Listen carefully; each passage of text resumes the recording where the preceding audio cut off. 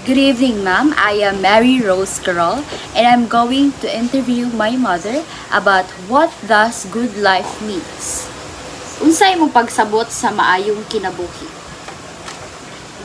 As a mother of the family, kanang ang pasabot nako sa maayong kinabuhi is kanang peaceful sa pamilya o kanang naa kanunay ang pagsinabtanay o sentro kanunay ang Ginoo. Unsa nga mga butang o mga eksperyensa ang naghimo nimong malipayon? Sa among pamilya nga naka-experience ko nga malipayon nga kanang magkatapok mi family bonding nga birthday celebration o in time sa graduation nga wa ko na-expect nga akong anak maka kanang honor o kanang pagtarong nila og eskwela dako na kayo nako experience nga kanang ikalipay na kong dako o mga achievement nila kalipay na Sa imong pagpangidaron, unsa may dakong leksyon nga imong nakatunan bahin sa kinabuhi?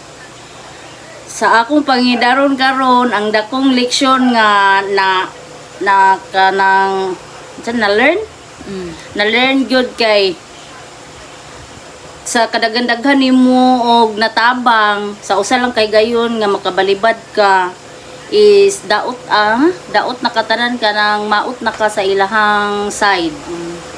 Unsa may imong gikahimutangan karon nga nagpakita nga nakabot nimo ang maayong kinabuhi?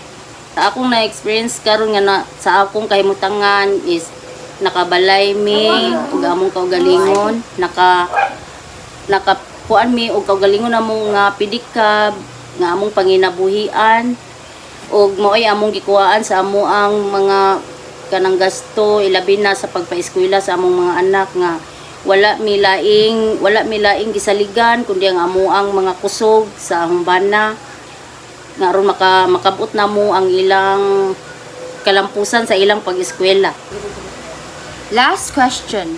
Unsay imong ma-advise sa mga kabatan-unan bahin sa pagpakita sa ilang kaugalingong maayong kinabuhi o good life?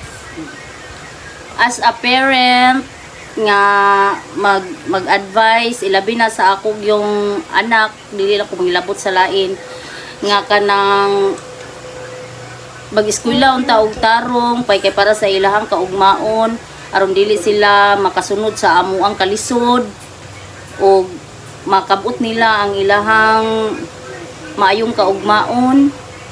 Bawal sa udyod untang maguyab-uyab kay aron makuan pa nila nga makapokus pa gyud sila sa ilahang pag-eskwela na makabot nila ang ilahang kaugmaon nga haruhay ug makakita og trabaho nga kanang gaan lang.